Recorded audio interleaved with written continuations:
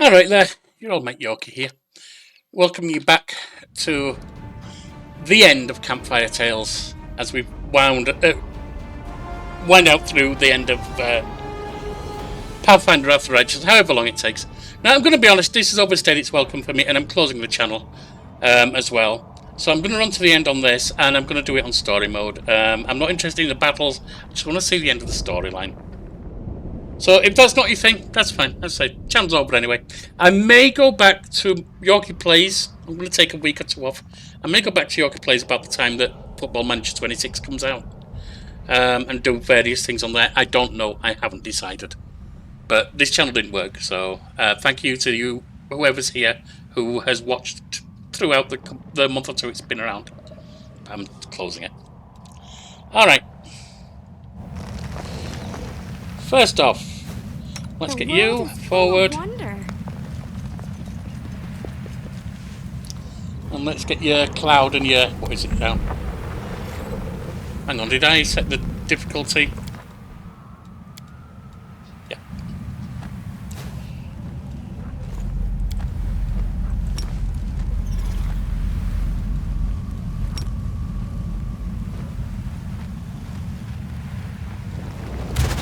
This one.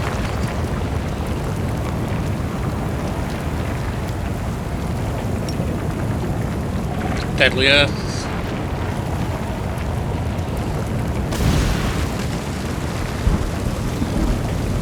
So exciting!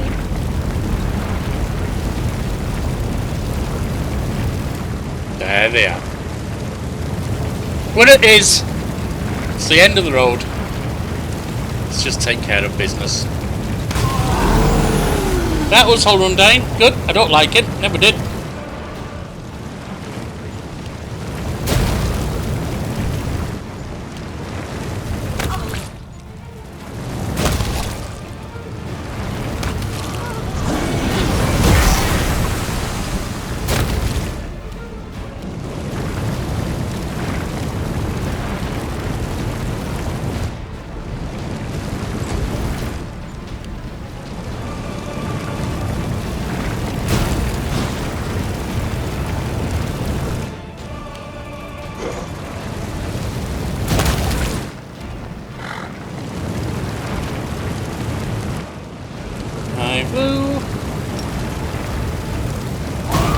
I didn't tell you to do that, but okay.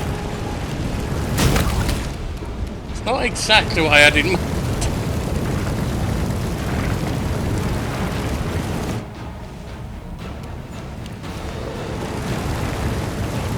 Yeah, you'll end up on the fire if you do that, so let's not.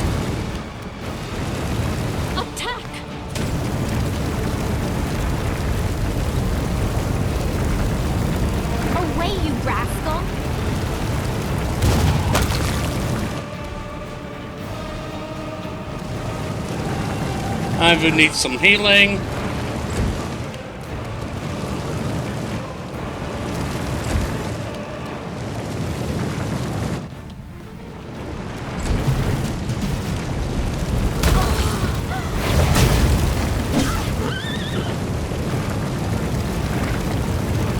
You're not going on there. I will get back.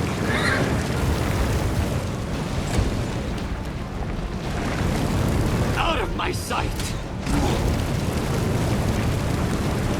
I think you're okay. No, you're not. That was a mistake.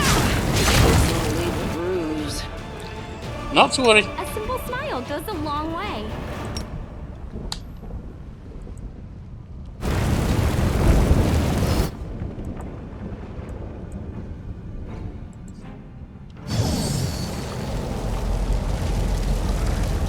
Adventures are exciting.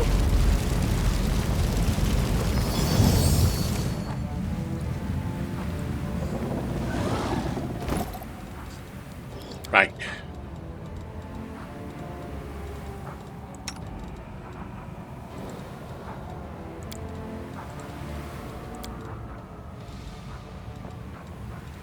Not enough healing on that, of course.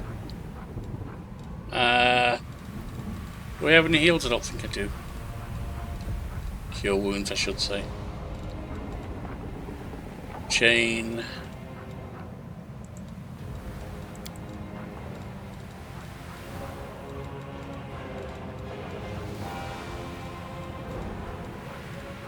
No. So. Missed me already. Just, why don't we have you? Just do a couple of these.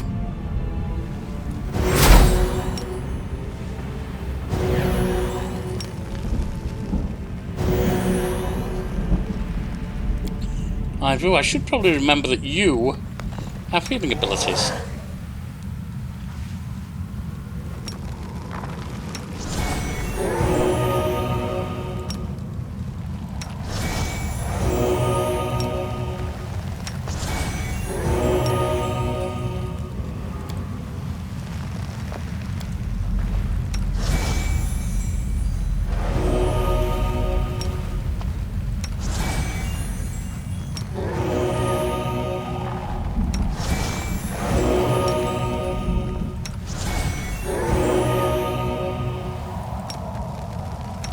There we are.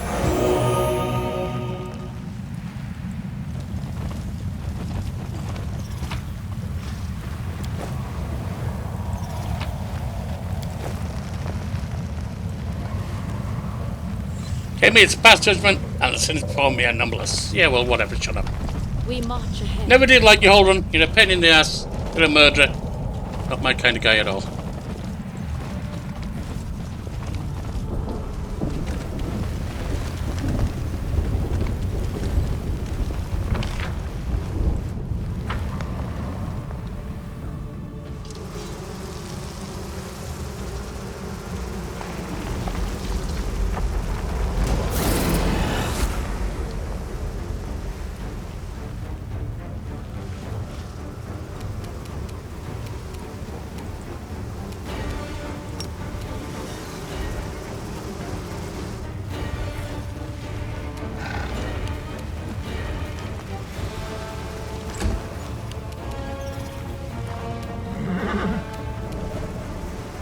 I don't think you can reach them yet, can you? No, so we'll put you on pause.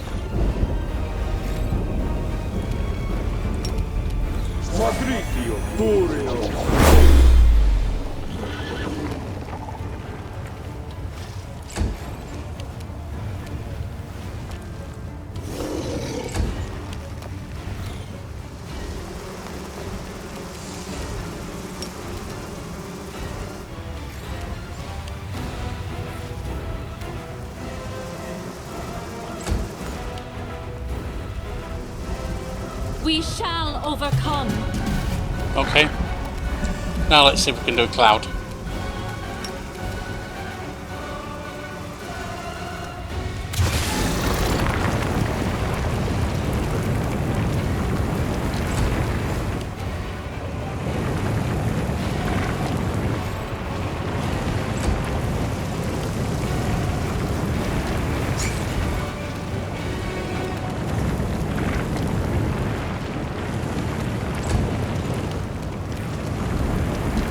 I will see to your demise.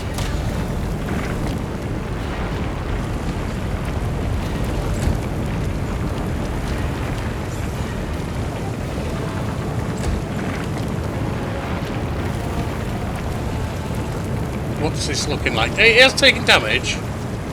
303. It's not all that big. Surrender or else.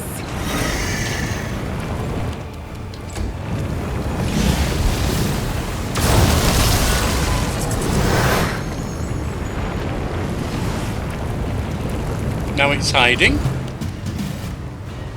And so we wait.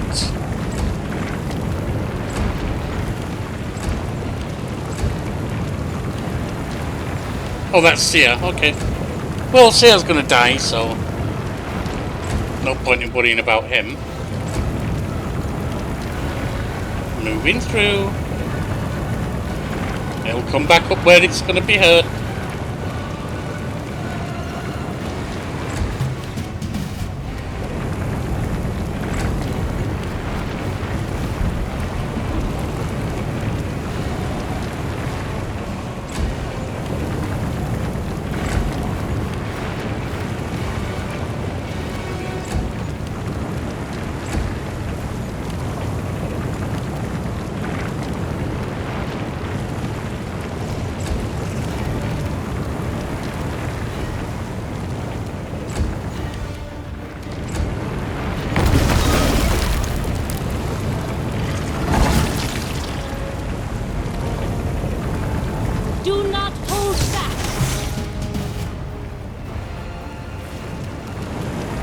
Your time is over. Good. No time for idling.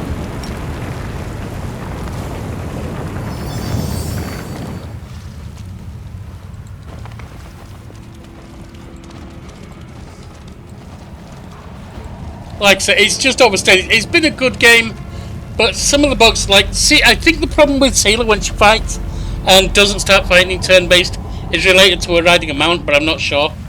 It should have been sorted out by Alcat, honestly. That's kind of bad. Our path leads on. But, you know, some of the little bugs and just the length of the game, for me, it's overstated. It's welcome. So that's why I just want to see the ending and not spend a lot of time messing around.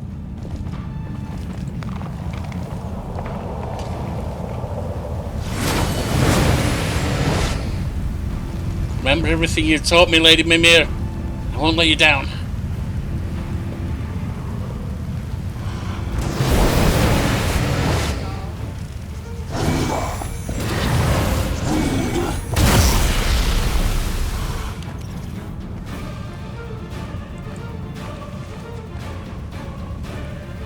Claim, keep back, you fool.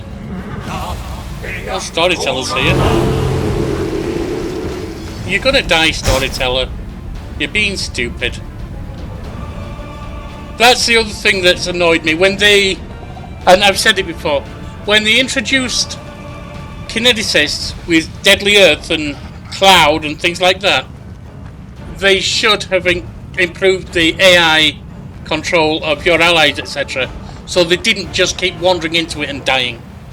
Because they're really powerful spells. Well, abilities.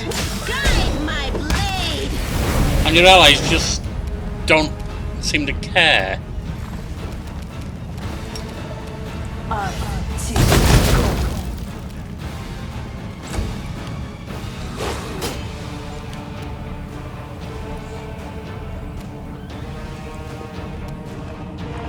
Strike as one.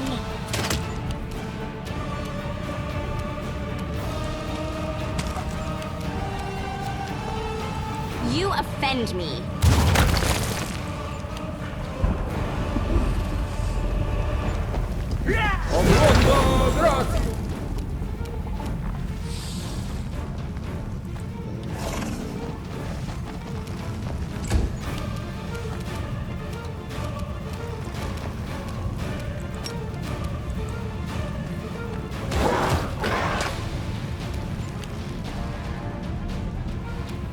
And the bug with him as a shifter where it doesn't always show in his Griffin form, and I don't think it always interprets it being in his Griffin form. When he is, it's another one that's just Precision. sort yourself out. It's a decent game, it's got a lot of good stuff to it, but ultimately, for the length of the game it is, the number of minor bugs and other things just ruin it for me.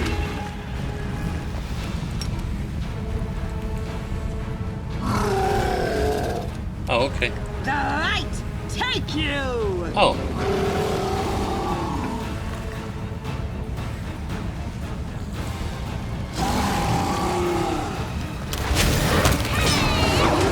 I'm done with you!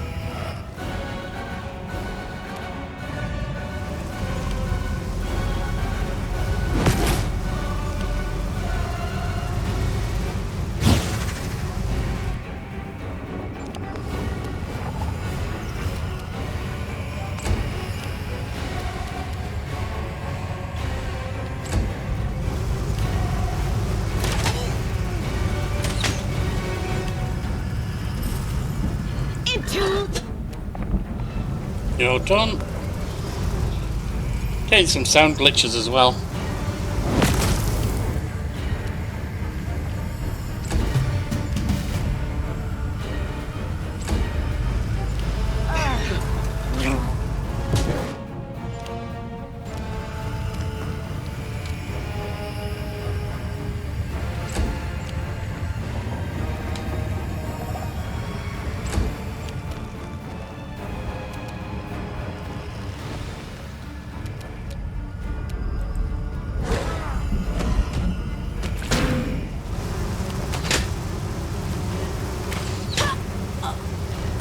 Arsino's down.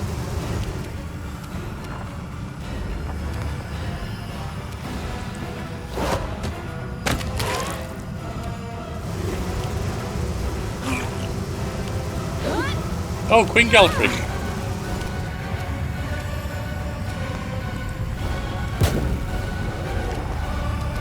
I'll make short work of this. Attack! The Inheritor, guide my blade.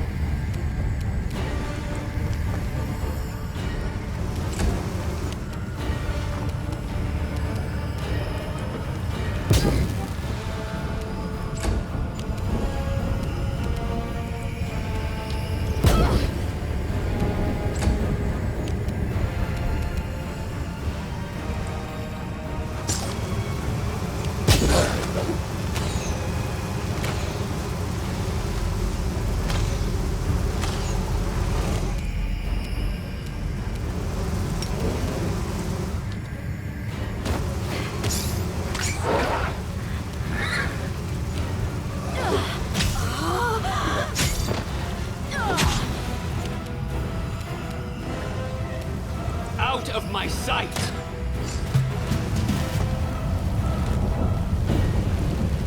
There's Arsino back.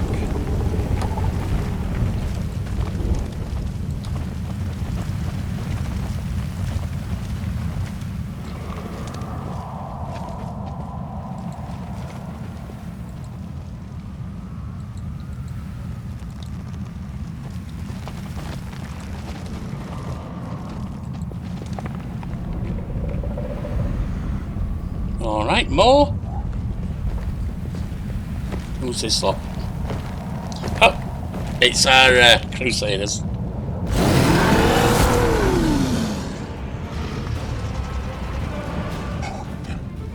You know, I'm just gonna go.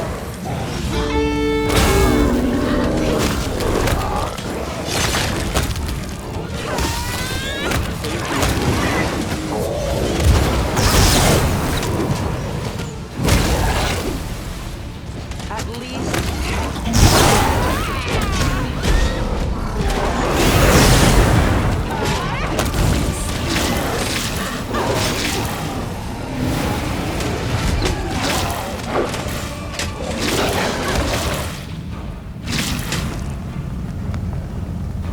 a dear guest on my doorstep.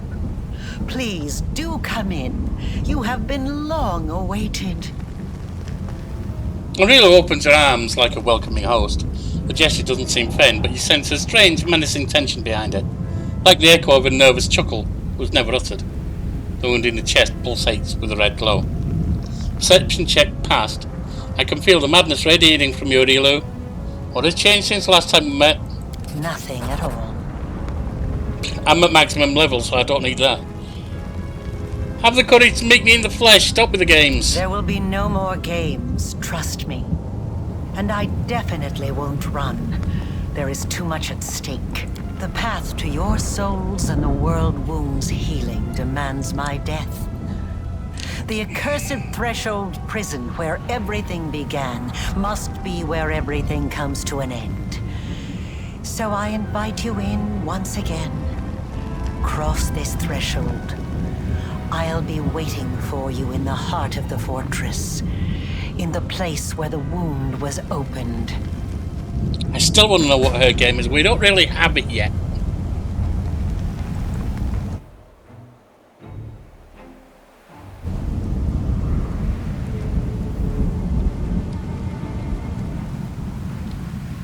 Oh, we've got a camp.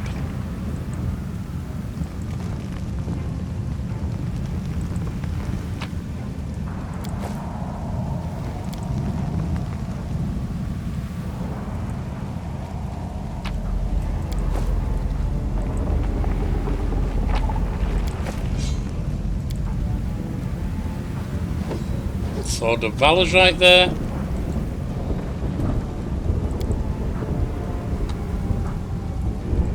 Place has been sanctified.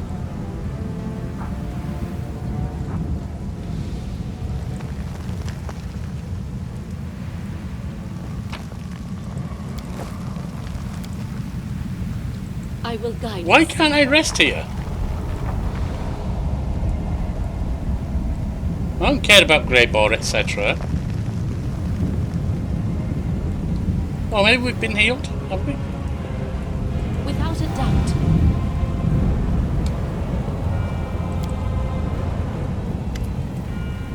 The gates of the threshold, the darkness is dense and viscous, like a brew in the cauldron. The darkness seems to devour all light pouring from outside. But the danger lies not only within. The companions you don't take into the final battle will remain here to guard the approach threshold. They must be ready to fight. Sing the Song of Elysium. Threshold was a prison once, remains a prison now. May these grim walls crumble along with all the evil they gave birth to. Another voice joins your song, then another and another. Soon all the free crusaders are singing, and then joining the choir, like your soldiers, allies and companions. The melody grows, rises, becomes stronger.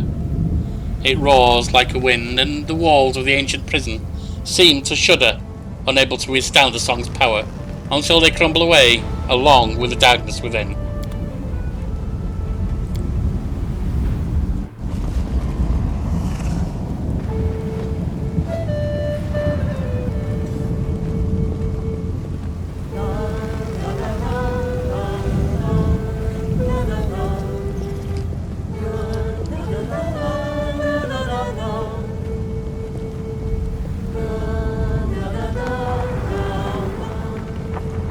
I'm hoping it isn't super long, as I'm ready for the end of the game. That this will all go into one video, however long it takes. If I have to do it over a few days, and I've already taken a few days off, I will. But this is all going to go into one video in the end.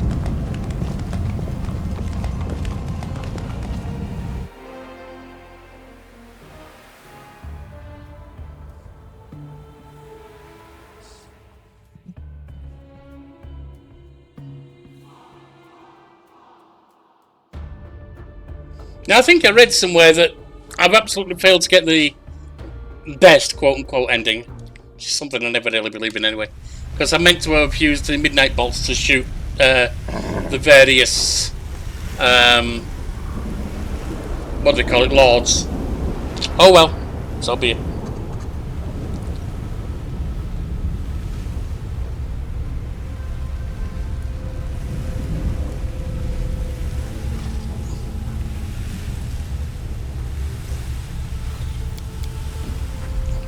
Rules are made to be broken.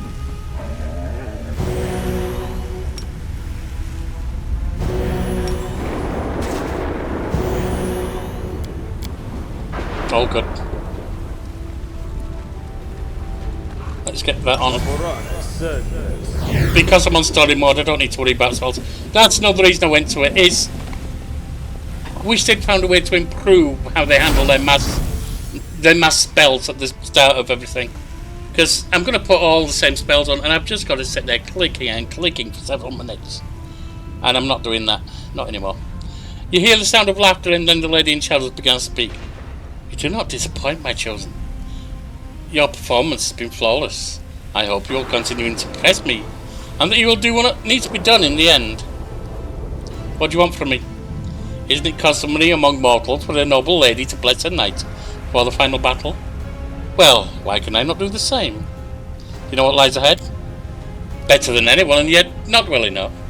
You're about to confront the most lethal, powerful and capable servant I've ever had. She is unmatched in her abilities, but you are her creation. Arielu, okay. What are we going to confront? This is her word. Her masterpiece. You are the only one who stands a chance of stopping her. The creation must surpass the creator. If you truly desire victory, why don't you join the battle yourself? Why? You are doing perfectly well on your own.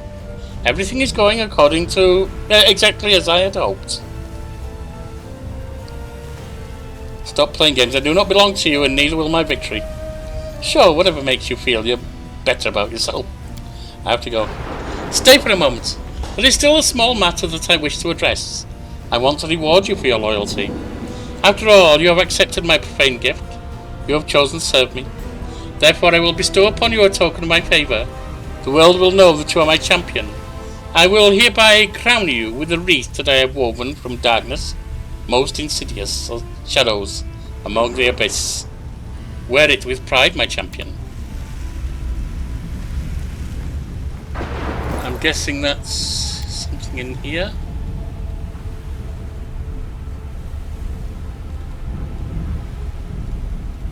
Is that it? Plus 8 to charisma.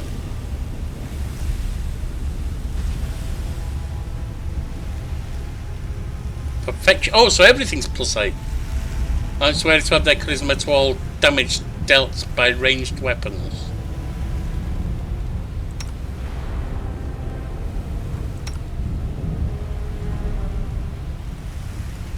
No, because you've already got that.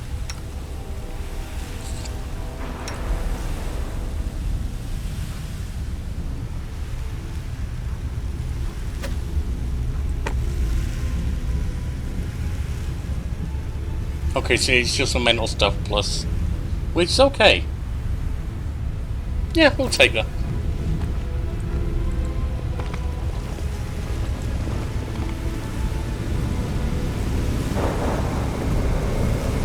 For an entire century, we've been protecting mortal kind from you, accursed demons. We are the warriors of the Wardstone, who have been set free, and we are here to honour the deaths of our liberator.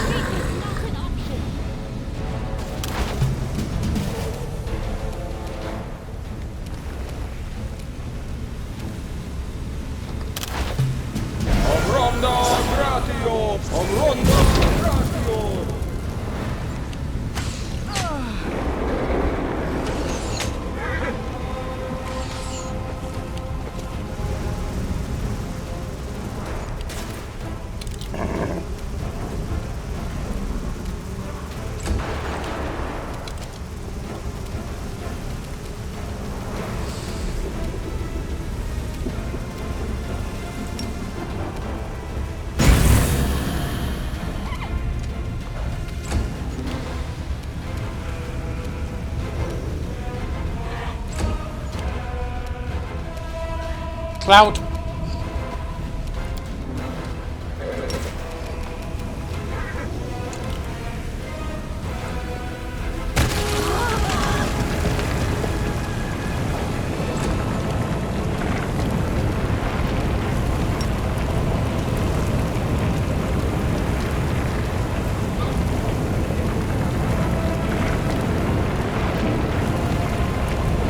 Can't quite get. I can't get any closer. Not reasonably.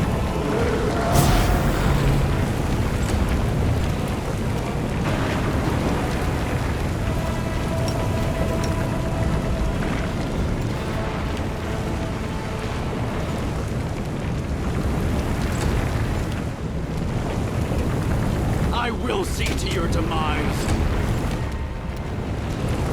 Too late for apologies.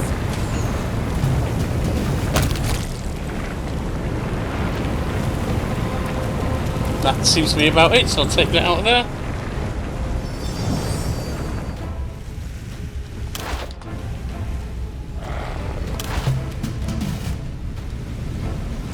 What are we looking at? Oh! No, there's nothing there.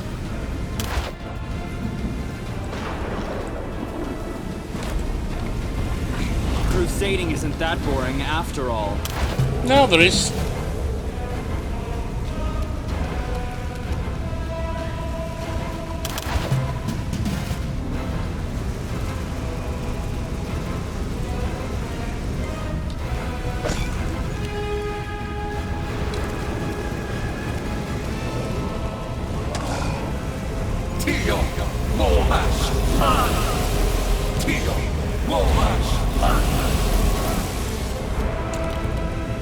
precision and grace.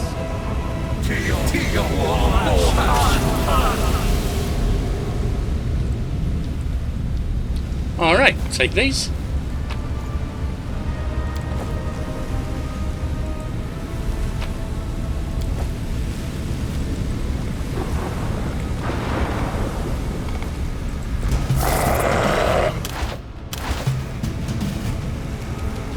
Cloud.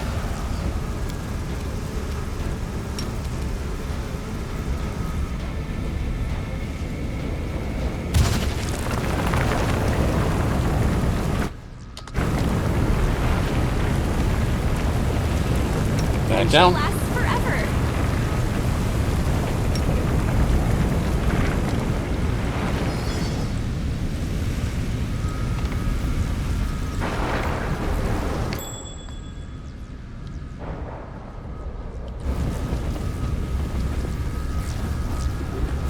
Is there trouble?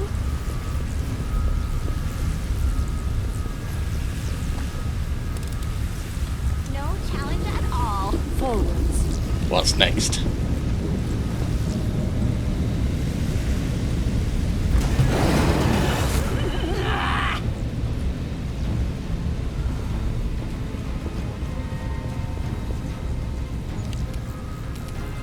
Cloud.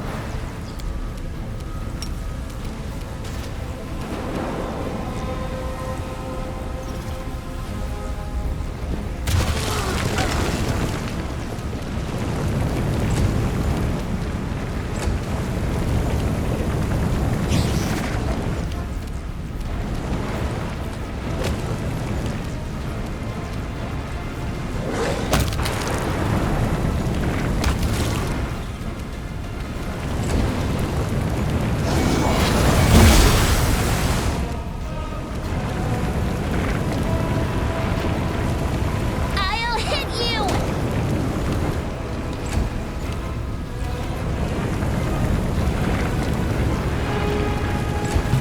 Stand down.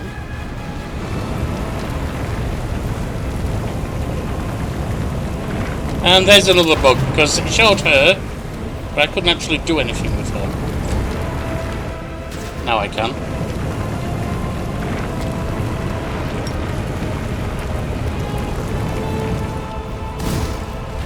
I think the best way I can describe it, my take on this game, is it's a great game, clumsily executed. I won't even say badly, it's just clumsy.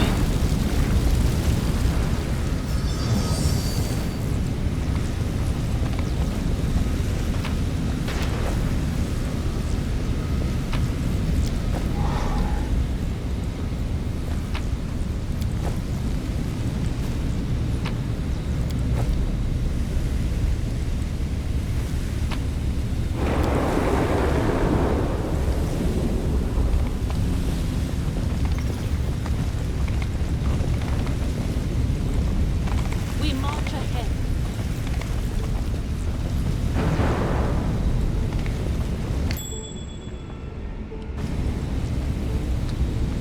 Adventures are exciting. Ah.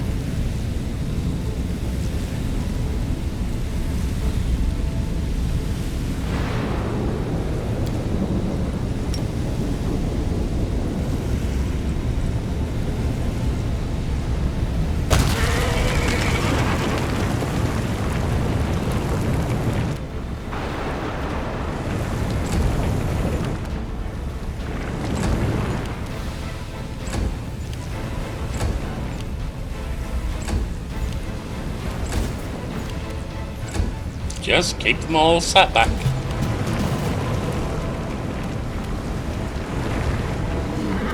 Let the cloud do its work.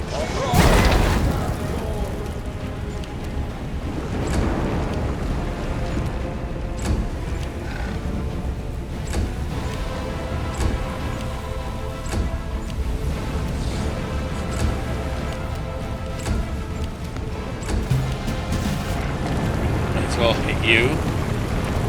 Stick the deadly earth on as well.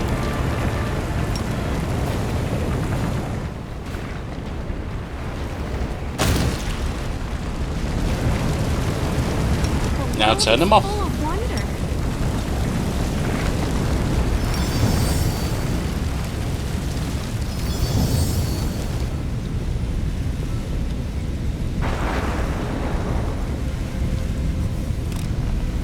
Easy.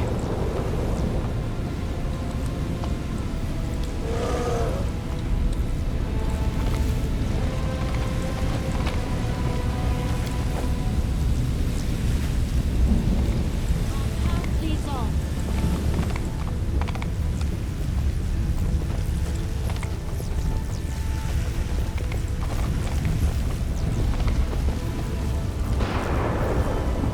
No time for Okay. idling.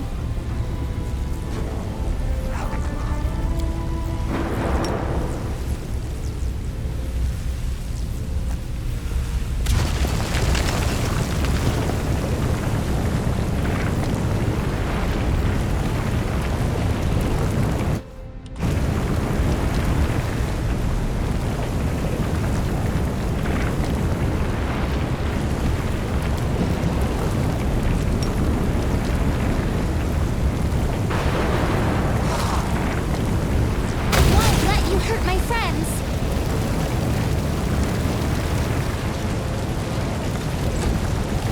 Now I think they should be running into attack, but I'm just going to have to see. If they do, they're going to be screwed. It's going to go through deadly earth next time.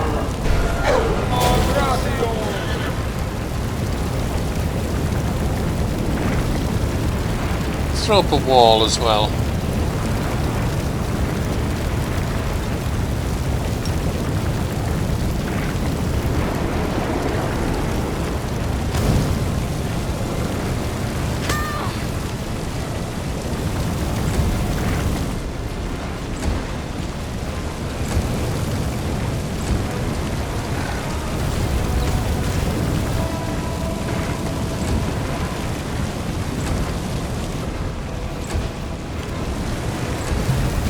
Patricio Turino, con Ronda Gracio.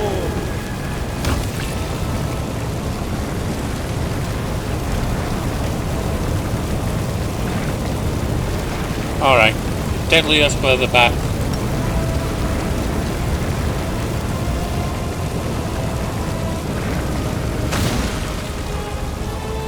And then get rid of it all. Is there trouble?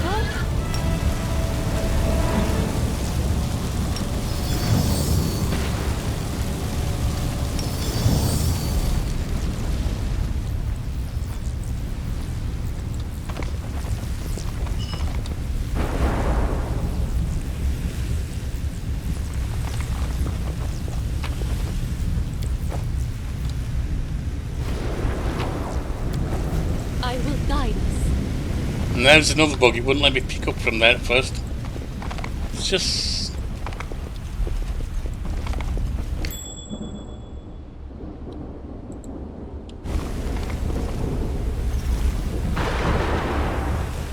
Friendship lasts forever.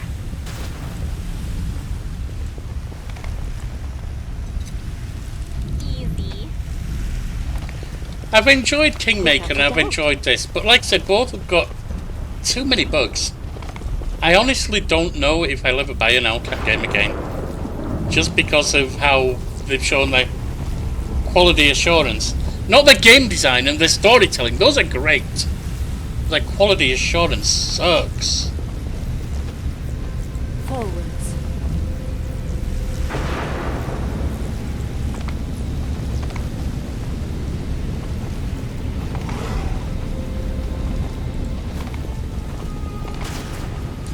Technically compromised, player balance, displaced, maintain, whatever. The quivering pile of metal bears little resemblance to a living creature. The voice that addresses you is the only sign of its sentience. Identification process complete. Crusaders recognized. Crusaders are enemies of Ilivolesh. Initiating protocol. Communication with a potential ally. Step 1, a request. Crusader, I ask you to attack and kill me. Why do you want me to kill you? Necessity. My existence sustains the energies and the integrity of the Threshold Fortress. The Threshold Fortress protects Ilivolesh. Conclusion. My existence sustains the enemy's order. my existence must be terminated. Obstacle: existing protocols. Self-destruction is prohibited. Self-defense is permitted. If you attack me, I will activate my self-defense protocols. I will defend myself. I will be destroyed in battle. This scenario fulfills the objective and does not contradict existing protocols. Conclusion: the Crusaders need to reach the most secure area of the Threshold Fortress. My death will cause the collapse of the Threshold defences. Therefore, the Crusaders must terminate my existence in order to achieve their objective. Risk assessment: my death may cause some of the fortress's exterior structures to collapse. It may become difficult to return to the entrance of the fortress. Who are you? Name: Meslin. Creature type: inevitable. Status: prisoner. Objective: termination. Can you explain to me in detail what will happen if you die? Chaos will prevail. The defensive and load-bearing magical structures that sustain the integrity of fortress will be destroyed. There is a high risk that the fortress' exterior walls and gates will collapse. However, my death will also destroy the defences around the heart of Threshold, where Arila Vorlesh is situated. The heart of Threshold is the heart of the World Wound. This location is currently inaccessible to the Crusaders. Therefore, the Crusaders require my termination.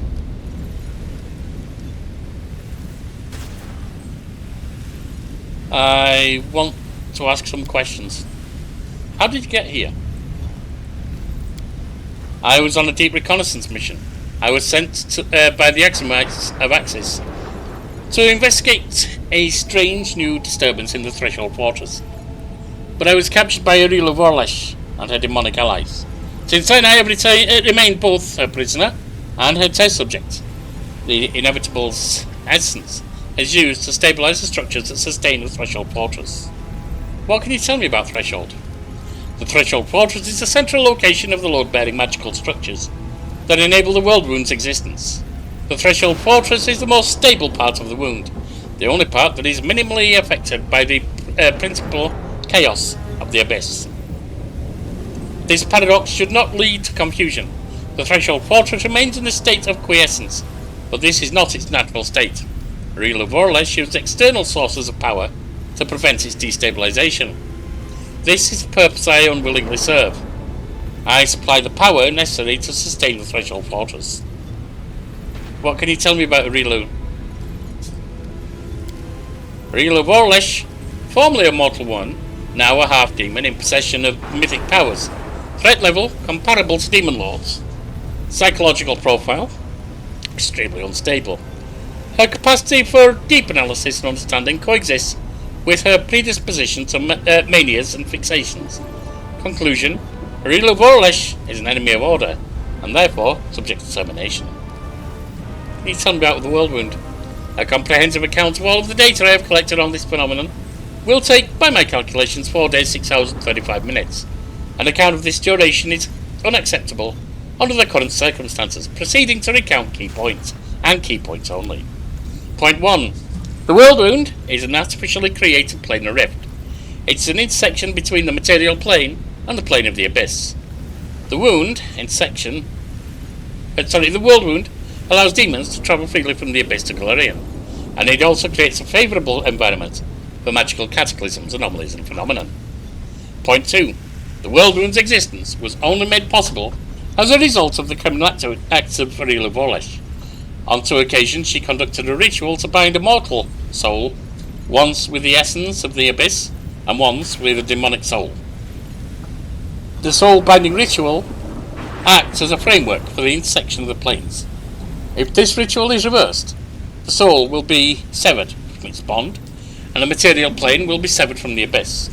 This process will likely result in the termination of the bonded soul. The prognosis for its owner's survival is unfavourable. Point 3. The World Wound is an unprecedented violation of world order, and a powerful weapon of chaos. The World Wound must be removed at all costs. No more questions.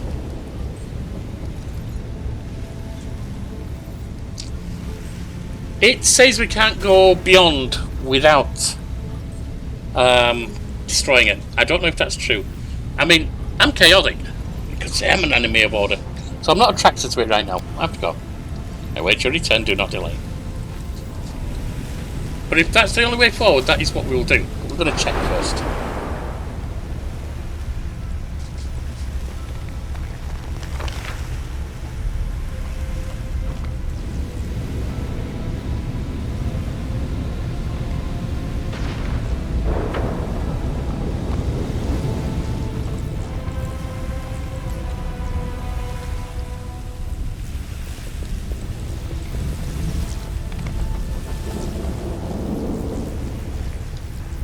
We march ahead.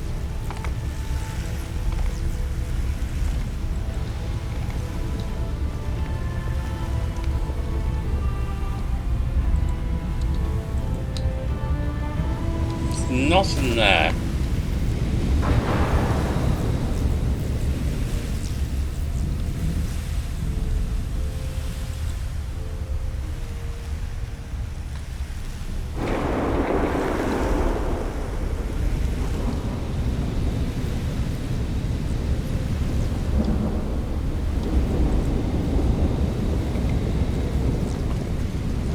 I will guide us.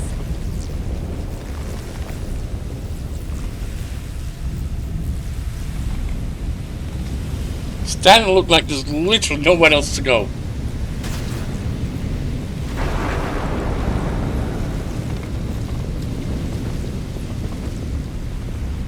Without a doubt.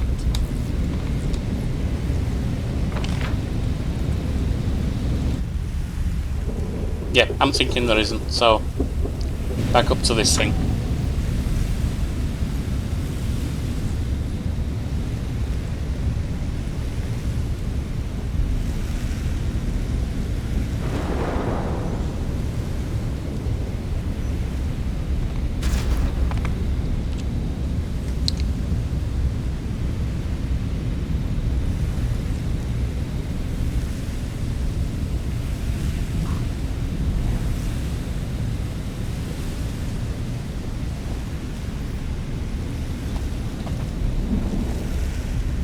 Now, I don't know if this is going to work without declaring an attack, so I'm going to save it in case it doesn't. But it's time for you to put a cloud on. A simple smile goes a long way.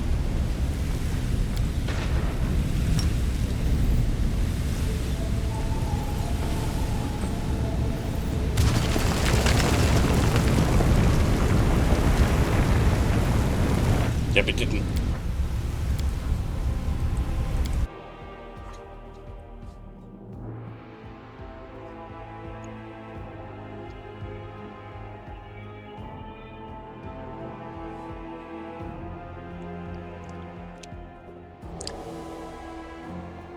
And he probably has to die to cause walls to collapse so we can get somewhere else. That's my guess.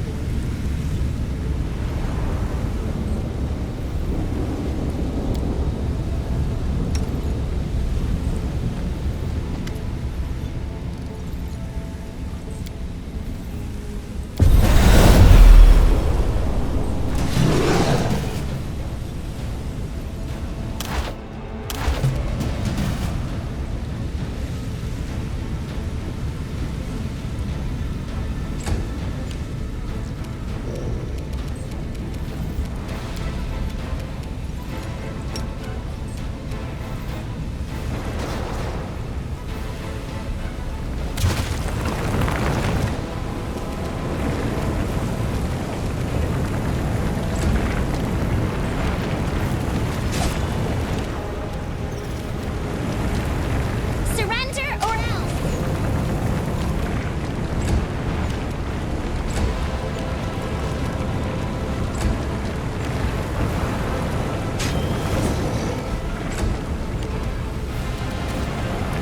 Attack!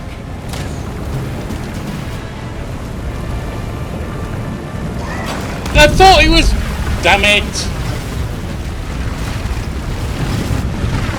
It showed Naira up there briefly. That's crap. That's another thing I count as a bug.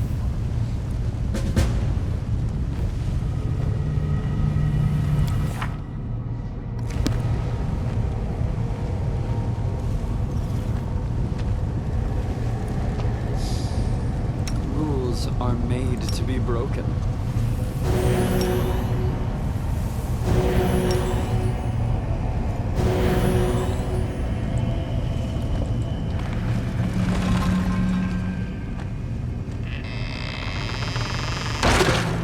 Okay.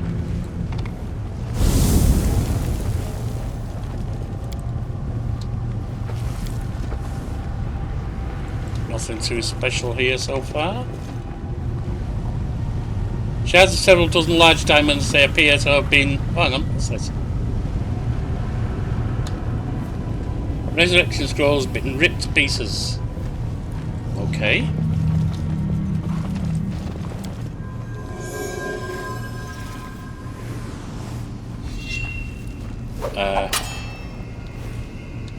Well, that was the thing. We march ahead.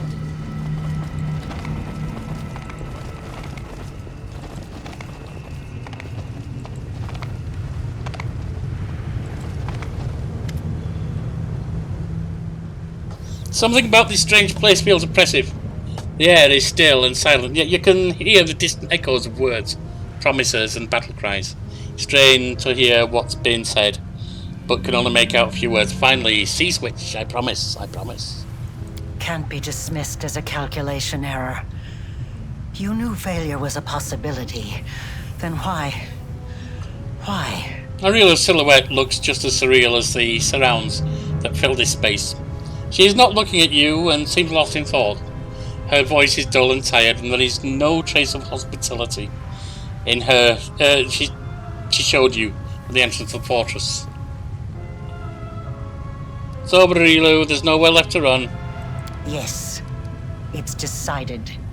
I will tell you the truth before we fight to the death. Would you like to know why I upended your life? Knock yourself out, a villain monologuing in her evil fortress. I want to miss that. Arielu cringes slightly, but ignores your mockery. This place is my demi-plane. I created it when I was a prisoner in Threshold. I would slip away to conduct my rituals here in secret.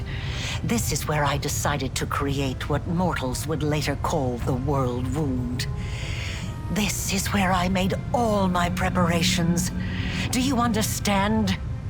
Escaping was never my goal. I could have easily disappeared from Threshold. I could have passed through it like water through sand. Some believe that I brought Sarkoris to ruin out of revenge. And there is some truth to that. I had reason to take revenge. You didn't listen to my words in Iz, and you didn't find a way into the secret part of my laboratory. Otherwise, you would know what I'm talking about. My laboratory. The old house in the middle of nowhere that marked the entrance to my lab. It was the home of Arielu Vorlesh when I was still a mere mortal. I lived there with my daughter away from the din of the crowd and sheltered from the keen gaze of the Sarkorian witch hunters. It was a place where the reality of our world was in close proximity to the abyss. A place where I could study the magic forbidden to all Sarkorians. I thought I had hidden my home well, but I was wrong. They found it. They found us. At that hour, I was there, in the laboratory. That damned laboratory I loved so much. I was absorbed in one of my experiments when the hunters arrived on our doorstep. Killed your daughter. I was sitting at my desk, recording my observations, thoughts, and calculations, as was my habit. That's when I heard the noise outside. The fight was brief. It barely lasted a moment.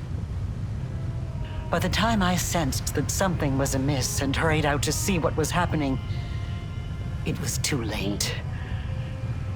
All I could do was cradle the body of my dead child and cry after that. That'll motivate you to get some revenge, won't it? I promise.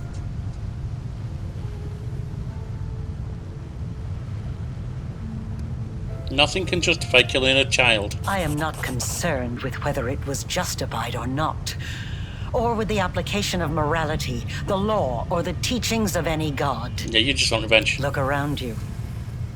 This demi-plane, The first time I escaped from my cell and ran here, I was trying to resurrect my daughter. I tried It's the many resurrection things, squirrel but burned. all my efforts were in vain. The soul had already received Pharasma's judgment and had been sent on the path determined by the gods into the abyss. And when I realized that, I rebelled. But not against my jailers, not against those who had murdered my child, not even against Sarkoris. My uprising was against destiny, death, and the laws that the gods had forced upon our lives. I realized then that I wouldn't be satisfied with simply returning my daughter to life.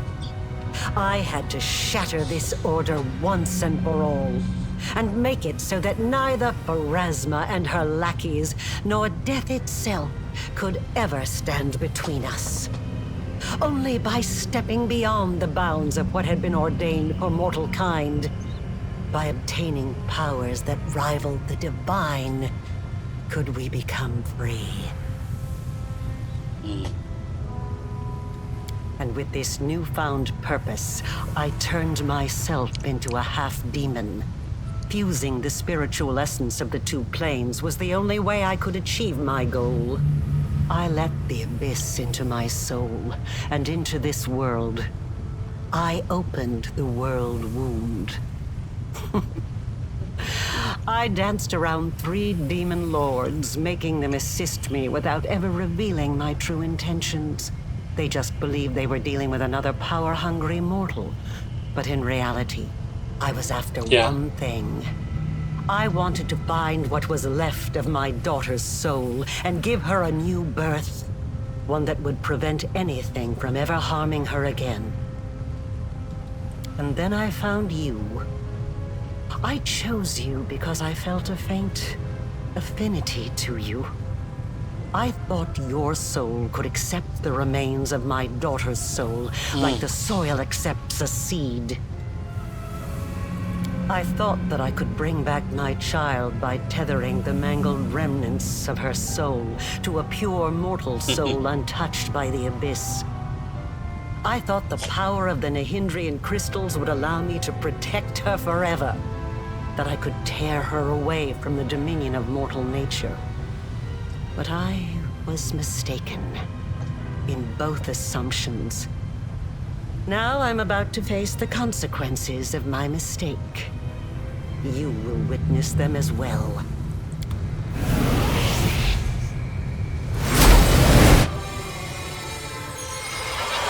And there's Mythic Rank 10, which I really don't care about.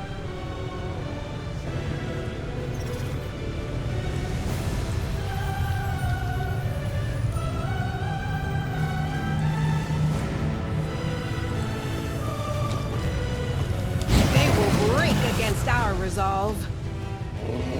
Yeah, they will.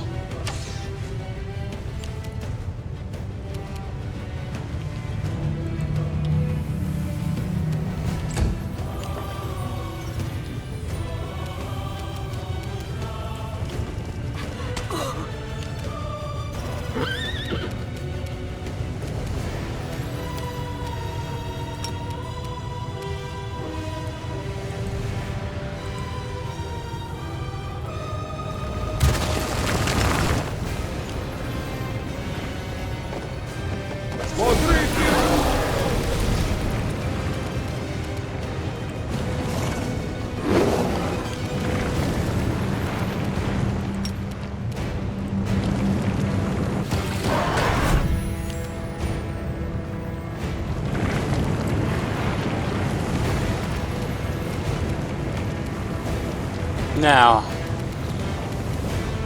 if I move here, I'm not going to get him with haste, but I can get the rest of us.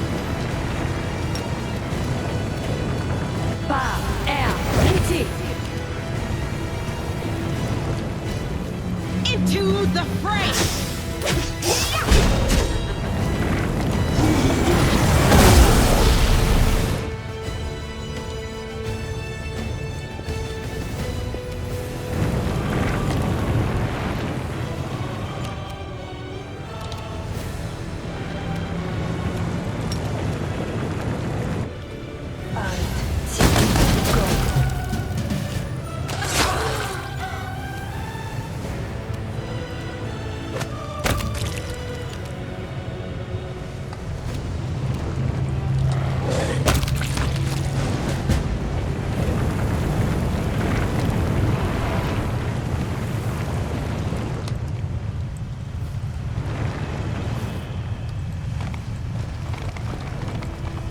And we're outside.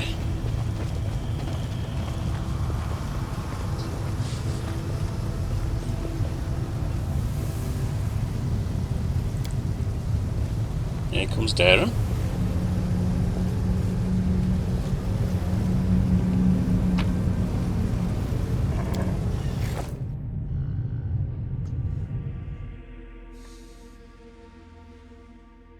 I like that touch.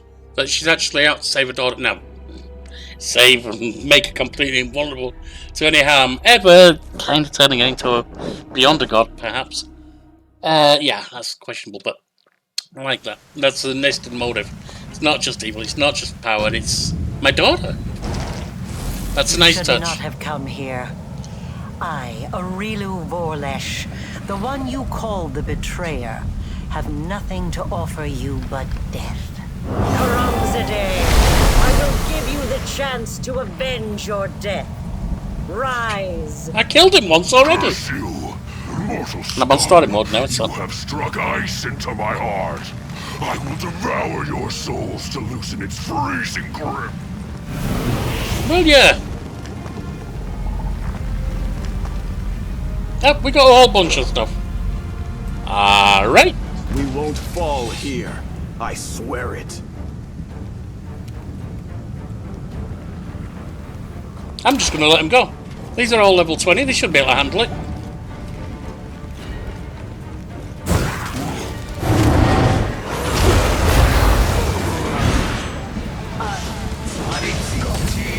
Come, Onyx. No.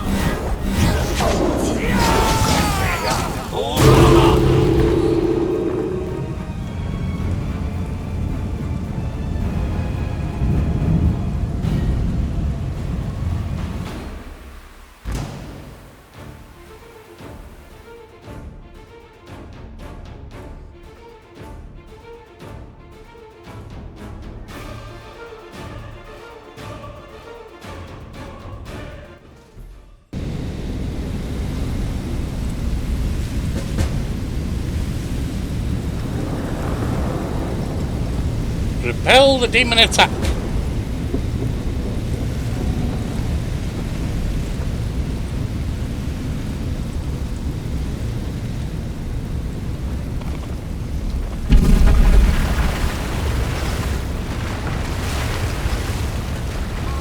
Leads on.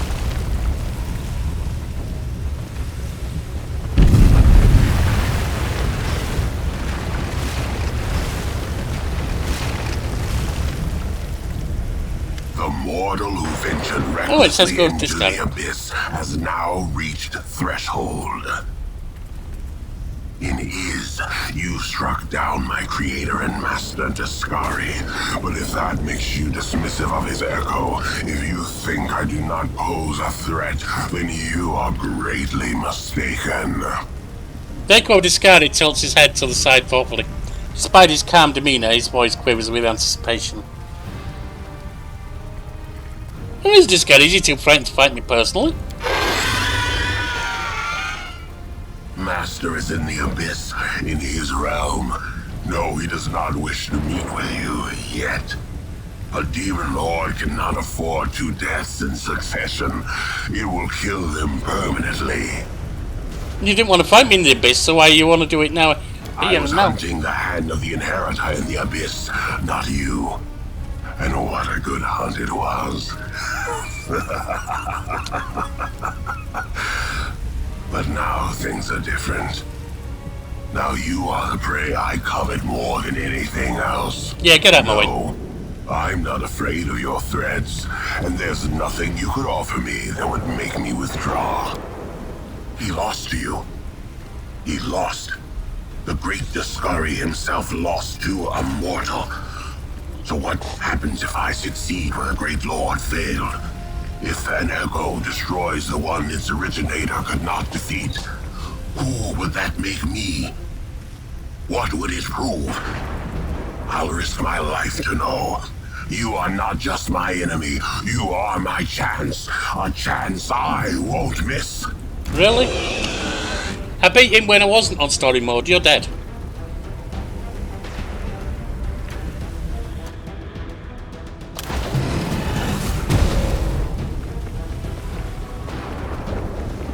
Oh, it's made it all the way over. Alright, just go in. Full.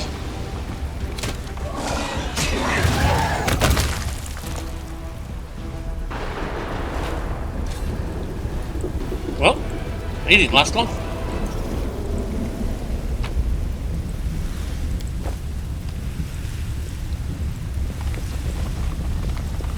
I will guide us.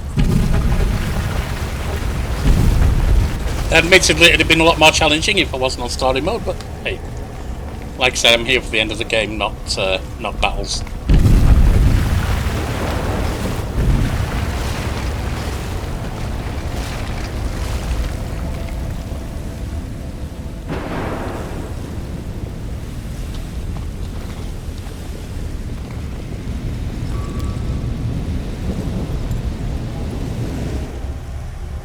Especially since, honestly, it's battles that have seen the most bugs.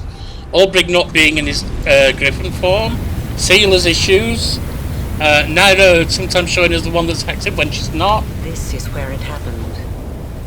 It was here that I conducted the ritual, sewing my soul and the essence of the abyss together. Feeling the world change around me as every stitch brought Galarian closer to the abyss. And it was here that even though you have no memory of it, I did the same to your soul. A researcher must not have any personal feelings for the subjects of their experiments.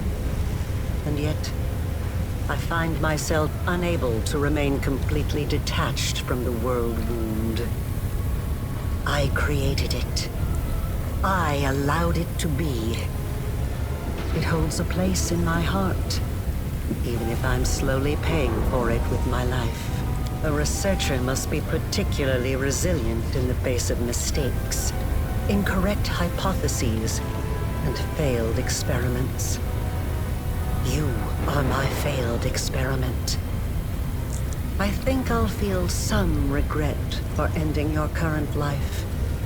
But you can rest assured that such sentiments will not stop me. I can tell you've been preparing this place for battle, but there's more to it. Am I right? I sense barrier spells waiting to be activated and something else, something deadly. You're so adept at magic. Of course, I've been preparing for our meeting. And hopefully I've prepared well. Done all this just to save your child? Yes. And no. Even if I could have brought back my daughter, I wouldn't have stopped at that. I wouldn't have been satisfied. Not after what I'd gone through. Not after the things I'd learned. Good, because it is also power, or shall we say scientific query, and power, and saving a daughter, and revenge. It's multi-layered, and that is good. Story's probably what they've done best by a long way, and pretty much all the bugs, or at least most of them, have occurred in the battle system, which is so much a part of the game that it's annoying. There's so many little bugs. I wanted to become stronger, and I wished the same for my child. I didn't want to be afraid of anything. It wasn't the dogs of Threshold or even Sarkoris itself that threatened us. It was the laws of a world governed by death, weakness, and separation. That is why I needed the power of the Nahindrian crystals. I did not merely wish to stave off the agony of the wound. I wanted to tear my daughter from the grasp of everything that makes us weak and mortal. You have seen a goddess. You have been face to face with demon lords. Were you awed by their greatness? Oh, really? Do you enjoy living in a world where your entire life cycle has been predetermined? Doesn't though. Where everything, from your birth to what will happen to your soul after you die, has been decided for you? Or do you find, now that you have experienced the mythic power coursing through your blood, that you prefer to live in a world that you can change? A world that offers you a chance to be anything you want? Yeah, I was changing it anyway.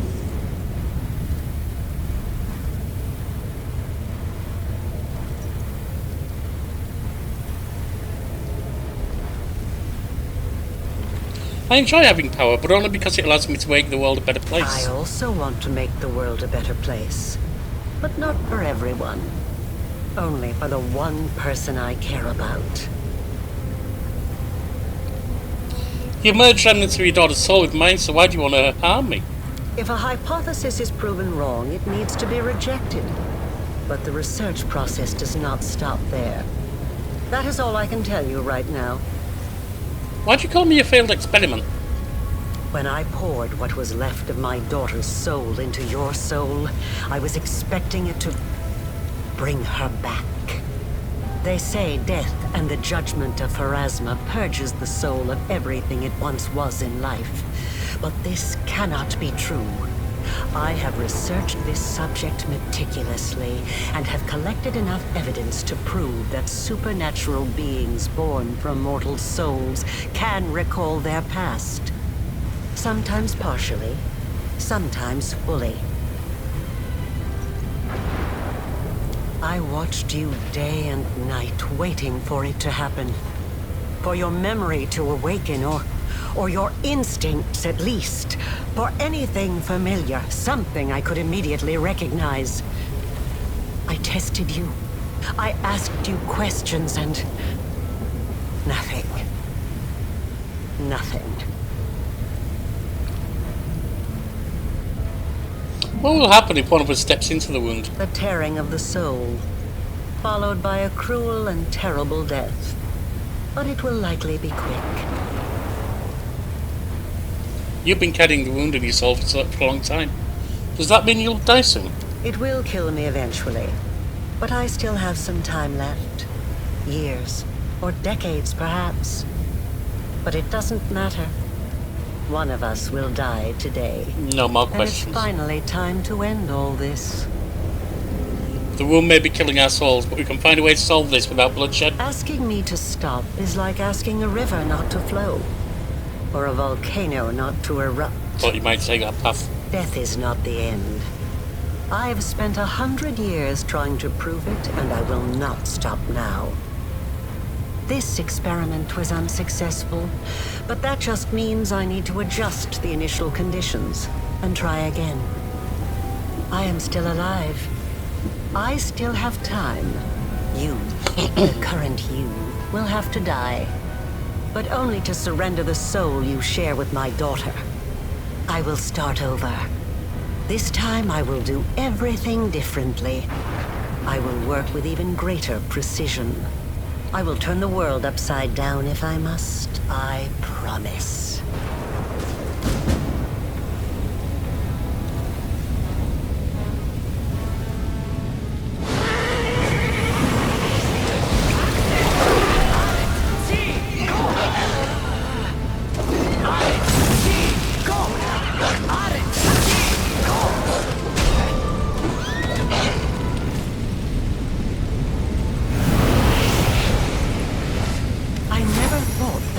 Responsible for the creation of my most powerful enemy.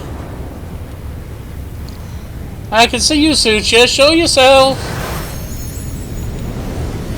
I've been waiting for you to get distracted, so I can stab you in the back. I've uncovered your plan. The spell's in this chamber. They're designed to kill you if something goes wrong. You've been preparing for this outcome from the start, am I right? How very perceptive. But you didn't think I would make it easy, did you? I won't let you win. You need me alive.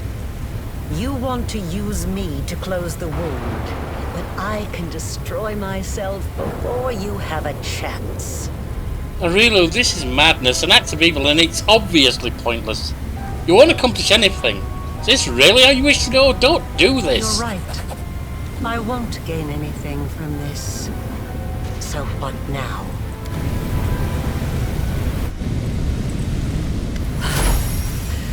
You are stronger than I could have anticipated. As your creator, I should be proud to be defeated by the one I have imbued with power. Is there any higher praise? But I'm tired. You won't hear me pleading. Let us finish this experiment here and now. Arila's eyes are full of anger and disbelief. The wound over her heart is bleeding, and her shoulders are trembling. She raised her chin defiantly. I don't have swarm or mythic path. I'm not going to sacrifice you, Arila. And what are you going to do? Sacrifice your own life to seal the wound? Just turn around and leave?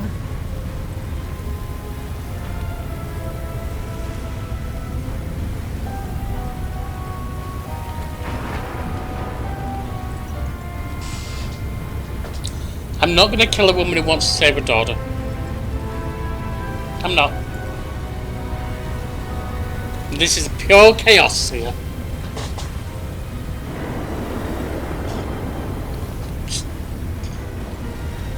Maybe my death will let her daughter's soul come back.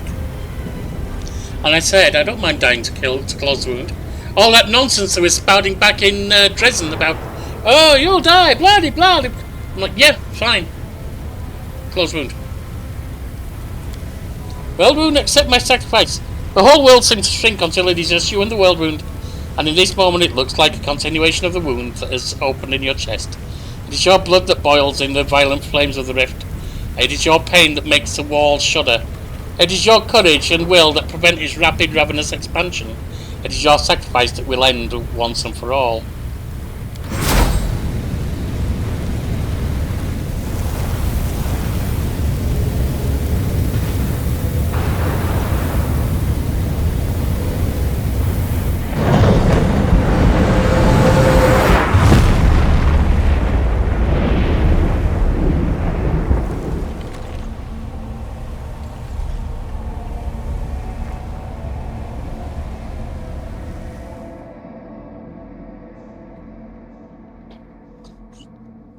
I'm guessing none of you expected me to do that.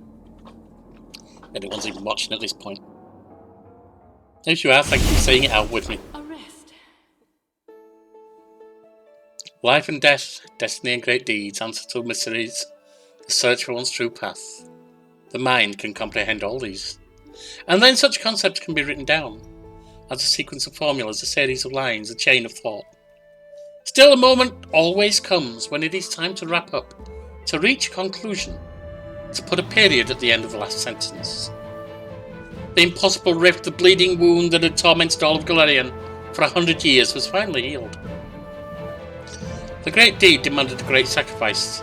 The life of the one known as the commander of the Fifth Crusade. Her cause and her death shook minds and souls, not just of Galarian, but on other planes as well. And even in the halls of the gods, the wind of Elysium became a harbinger of renewal for the lands of the former wound.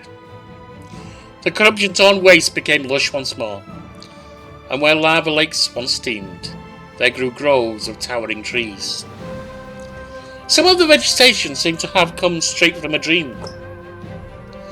This rejuvenated land became a frontier of sorts, for the bold and the foolhardy. What's that little for?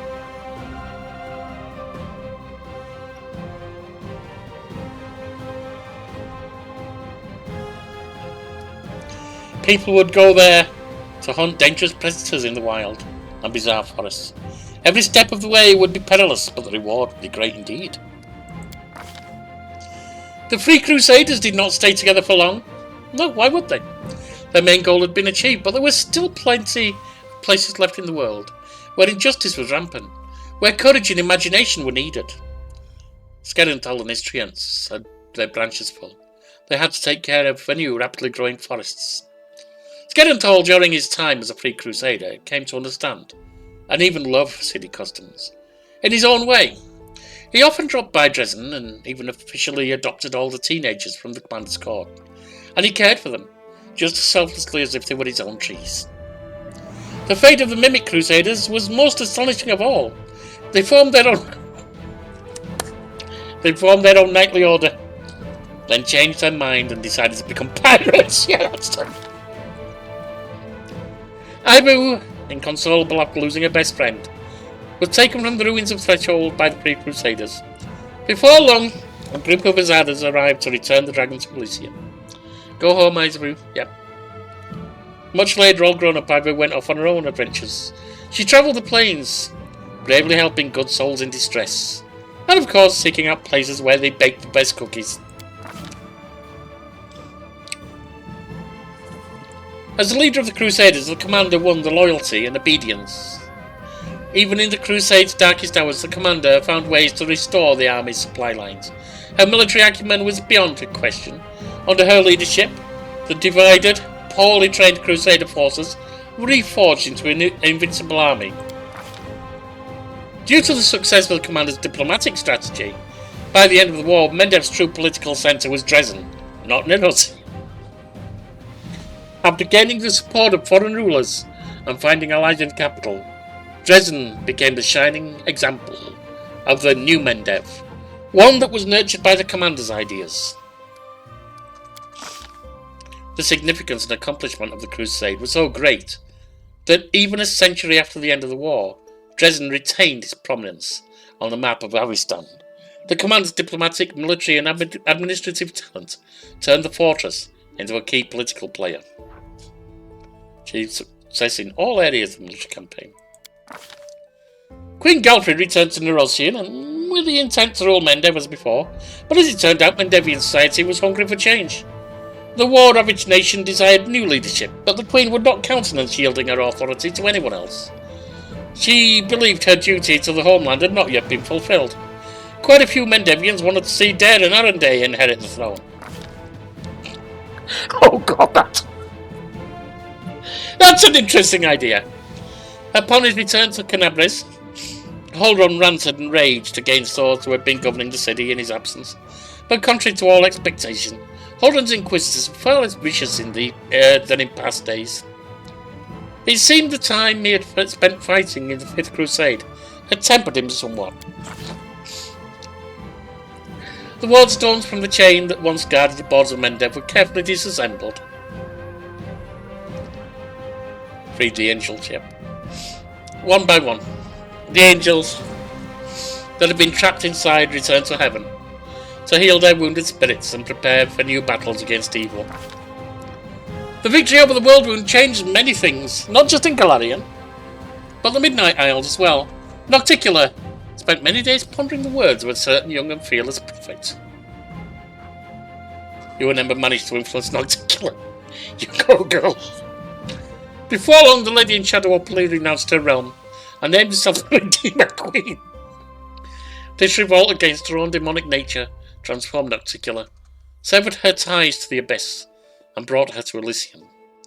Thereupon, creating a realm named Midnight Palette, the Redeemer Queen attained divine power and became patroness of exiles. You go! The now vacant throne was seized by Shamira, the Ardent Dream. However, her power could not compare to the might of the Lady in Shadow. The Midnight Isles, which had become a tempting prize for many demons, were plunged into chaos. The Demon Lord Baphomet suffered a defeat. The World Wound was closed, and the convenient passage to Galarian was sealed along with it. Baphomet shifted his attention to the realms of other demon lords. A cell of the Templars of the Ivory Labyrinth was soon appeared in the Lucian era. The Demon Lord Descari suffered a defeat. He bided his time, continued to plot his invasion of Galarian, and after that of Heaven itself. The cultists that remained on Galarian went mad one after another, tortured by nightmarish dreams their lord sent to them.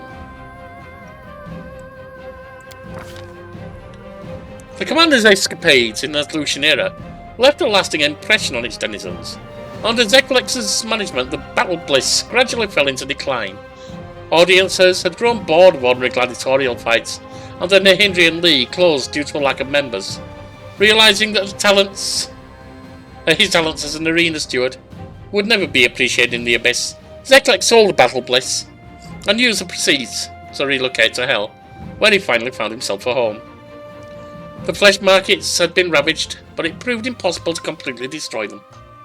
After the commander left the Lucian era, new slavers took over the stalls, and new shipments of slaves were chained to the platforms. Gristov, the envoy of the Pathfinder Society, took advantage of the situation and rose to the top of the slave trade, He sold demons to other demons and used the proceeds to buy the freedom of mortal slaves. Fair enough. He soon founded the first Pathfinder Lodge in the Abyss. Despite numerous attempts to cut down, uproot, or burn the tree growing in the sight of the ravaged flesh markets, nothing worked. It continued to grow at the heart of Aleutian era, its roots going deep into the island. Some demons worried that one day the roots would grow through Isha to the Maelstrom and sunder the plane of the Abyss. The unrelenting killer and vigilante known as Red Mask continued her purge of Aleutian era and assembled a full squad of Aasimar assassins. Demons enjoyed listening to stories of their bloody exploits, that is, until the assassins came to collect their heads. Life in Pelluda's Falls. A return to Pelluda's Falls. The rushing river, awakened by the commander's power, washed over the wasteland and swept away the burial grounds surrounding the temple. When the water had ebbed, pilgrims began to arrive at the temple, wishing both to worship Pelluda and honour the memory of the fallen defenders who had held the line in obscurity for over a century. The lake by the temple gate always held the reflection of a starry sky even in daylight, and at night, if anyone were to stand on the shore, they would hear an enchanting melody and distant bewitching singing. Gesmera was true to her word. The Winter Sun clan left the land of their ancestors. Once they had left the borders of the former Sarkoris, the clan split into several branches. One went to the wild lands of Numeria, others set off to free Varizia. A small group, led by Gesmera, chose to travel to Andorran, where they were lost among the many refugees fleeing other lands and other wars. The Winter Sun clan ceased to be. Now, alone. Ah yes, Erebeth died. And Nivea left, quietly, unnoticed, leaving no notes or traces. No one ever saw her again. That one did sadden me. Several hundred years after the conclusion of the Fifth Crusade, somewhere on another plane far from both the Abyss and Galerion, two runaway Lilitus met. Minago and Shivaro. Gave Minago and Shivaro another chance, yep. They met, never to part again. Love among demons. The commander's decision to destroy the Numerian device that she had captured in the Blackwater clan had dire consequences. Free of the mechanism that inhabited and controlled it, the mysterious core of the device soon awakened and vanished in a flash of magical energy. Within weeks, Numerian hunters began to tell tales of strange constructs they had encountered in the mountains. It was the skeleton of a machine of some sort, alien and incomprehensible, that had been built by people with hollow eyes. For a time, the whereabouts of Nura Denduar were completely unknown. Won her respect, yep. But then the River Kingdom saw the publication of her shocking book, To the Abyss and Back, The Crusade Through the Eyes of a Former Cultist. The book was banned in several countries, and a bounty was placed on Nora's head. But the elusive writer always escaped the clutches of the Inquisitors. Yes, she would do. The storyteller, as old as the tales he collected, continued his travels across Galerion, and occasionally beyond. He knew that out there somewhere, there was one story he would never find, his own. Didn't get all of his memories. Okay, yep, fair enough. Finian, the Pathfinder, who happened to be a talking weapon, continued his travels in the hands of many warriors, seasoned and otherwise. Throughout the following centuries, he was lost in battle on a number of occasions, only to be found again on some fantastical treasure room on the other side of Galerion. Once again, Seela heard the call of the open road. Even after gaining mythic powers and coming face to face with the goddess and demon lords, she never stopped being a paladin, and a wandering knight whose purpose was to help others. Help Seela overcome her problems and help all her friends. Strengthened Seela's faith in herself. Good. Ember joined the Redeemed Brotherhood. She never recognised herself as the leader or gave any orders. but her very presence inspired former miscreants to perform great deeds. Joint adventures convinced Ember to keep believing in the inherent good of people, and not only people. Over time, the Brotherhood grew into major religious movements.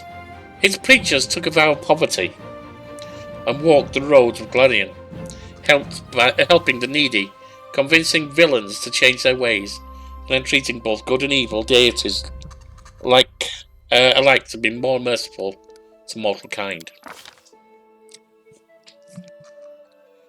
Soon after the war, the tireless researcher of all things researchable embarked on a new journey. She had a sudden urge to know how long it would take to visit every nation on Galarian. The only evidence of the events that happened to her during the Fifth Crusade is a short article in the Encyclopedia Gallica recounting the end of the plane merging experiments of the great Arul of Erlish. Now became a person whose name is worth mentioning. That's fine, I never got on with her anyway. After defeating the demons that had laid waste to his country, Aubrey concentrated his efforts on Gundrun, its only remnant. He helped Isena and Sigvorn to rebuild their town, and raised the young goddess Serena from a cub to a wise and powerful wolf.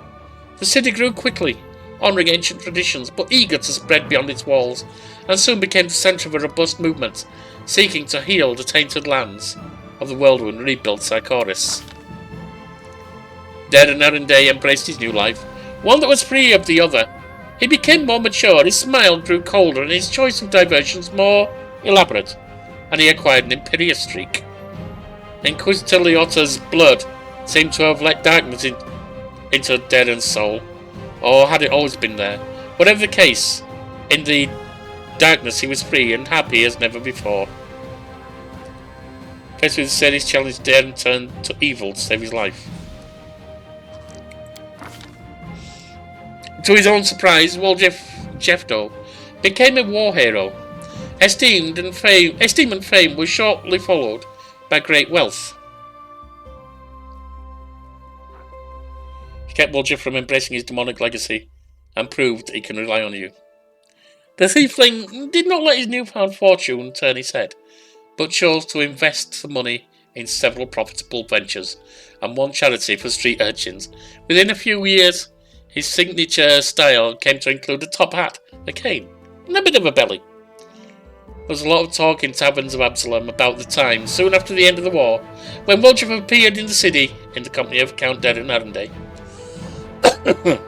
It remains unclear whether Darren treated the tiefling as a wayward younger brother or a court jester. He took pleasure in showing him the world.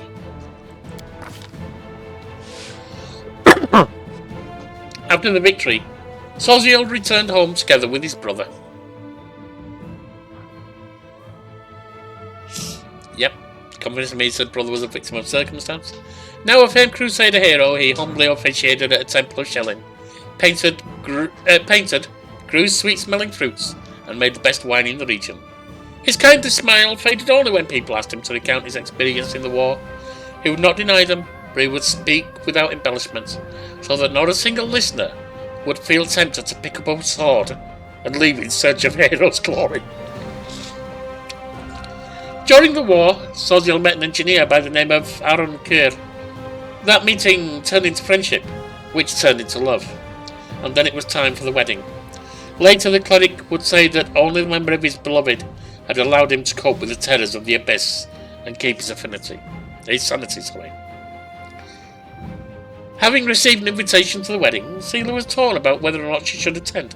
She felt her appearance at a friend's wedding would be a bad omen. In the end, she overcame her fears, and it was well worth it. Her stories and army songs were the highlight of the festivities. When he returned home, Trevor restored the shield of Shellin to its place in the church and swore never to pick up a weapon again. He tried to rediscover his wood-carving skills, but his wounded hands betrayed him. No longer willing to create beauty, the tormented fighter lived a quiet, peaceful life, helping his brother with his vineyard, all the while trying in vain to forget the horrors of the abyss. Without bidding farewell to his comrades in arms, Greyball left Dresden. He remained Greyboll's employer and nothing more, and never paid attention to his personal goals and problems. Yeah, I didn't like him. He returned to his craft, but gold no longer seemed as desirable a reward to him as before. He joined a fanatical sect of assassins, where he was able to immerse himself in his newfound lust for violence. Arushale had changed her nature completely, ridding herself of evil, but she would not dare live among mortals. She took up residence in a small house away from their settlements. Shortly afterwards, rumours began to spread. Some said there was a kind of sorceress living in the cottage, or perhaps a reclusive saint, and people would come to her asking for help. She never refused anyone, and in time, she earned their trust and friendship. Another of the commander's companions, Sela the Paladin, visited her sister in arms on a number of occasions to share tales of her latest adventures. Their meetings were always joyful, and their conversations long and heartfelt.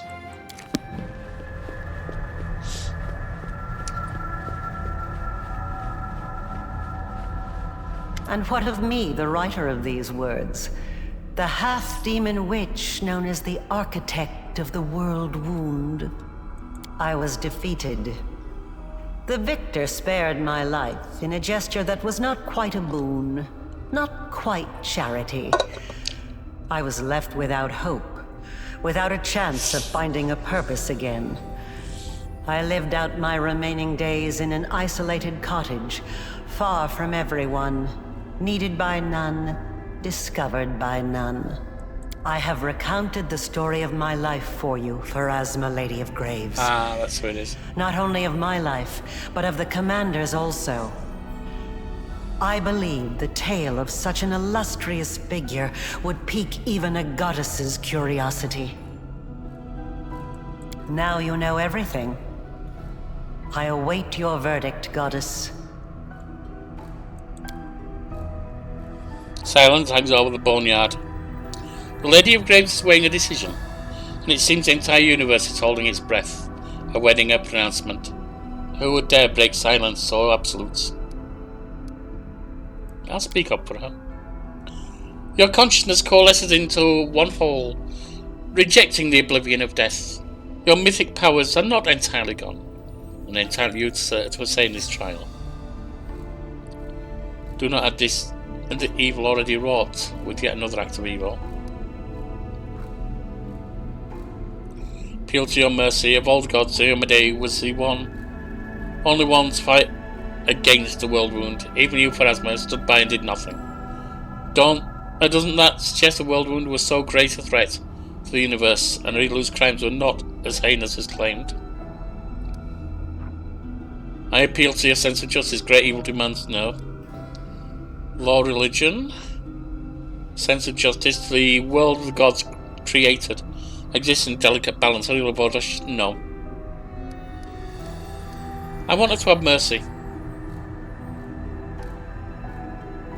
And yeah, y'all did stand by and do nothing. And Iomedae's interference wasn't that great. Your words ring out in the silence. They are heard, considered, and given their weight. The laws of the universe have existed for millennia. They are incontrovertible. But even they allow the decider of fate some degree of influence over the verdict. You wrought great evil, while it stemmed from the evil that was done to you. Your actions far exceeded it.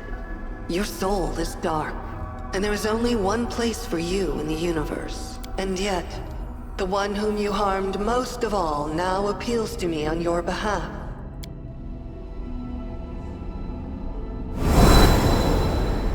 I shall send you to the Maelstrom, the plane on the edge of the world. A place to which the gods' gazes do not stray. There you will find yourself. Or you will perish in the whirlwind of chaos that is your soul. Purgatory. So be it. Chance to try again and find yourself good or bad. Now you, the mortal who has risen so high as to stand boldly in the presence of the goddess of fate. You have done the impossible, and you will be remembered as long as this universe exists. You have earned your peace. Me being remembered is nice and all, but honestly, the resolution to the world wound and safety for Galarian is what matters.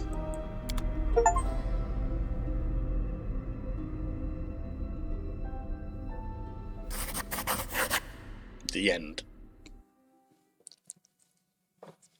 the end of the game, the end of the channel. It didn't work. I appreciate those of you, if you're still here, who stayed and saw it out to the end. Thank you very much. I truly appreciate that. There's a reasonable chance that in a month or so, I may return to Yorkie Plays and just play whatever I fancy. There's also a slight possibility I might start live streaming at some point in the next month or so, instead on Twitch, which would be a couple of hours a day, probably. I don't know on any of that. I'm not going to make a promise that I then break. But this channel's over. I'm glad to have seen this to the end. When it comes to the storyline and the characters, well, the characters I'm going to give about a 9. 9.5, they're really good. The storyline I'll give an 8.5, spoiled only to my mind. And there might have been 1 or 2 points where your hand was forced. Yeah, okay. Too many games like to do that, but still, that's okay.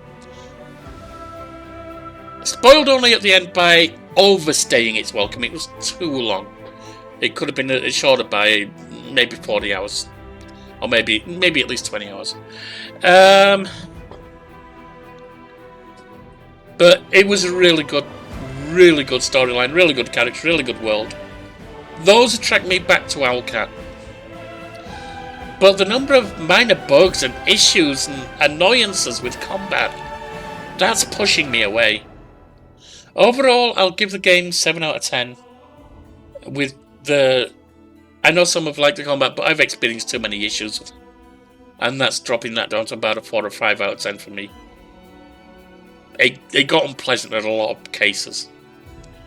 One of the most annoying things, as I've said, is if you're gonna put kineticists in with AoE effects, or anything with AoE effects, don't then stupidly have the AI for your allies or those working with you who aren't necessarily companions, summoned creatures, etc.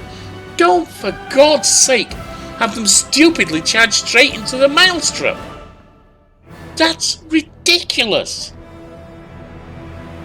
Anyway, there we are. We're at the end. I've enjoyed it. It just overstayed its welcome. Thanks for joining me.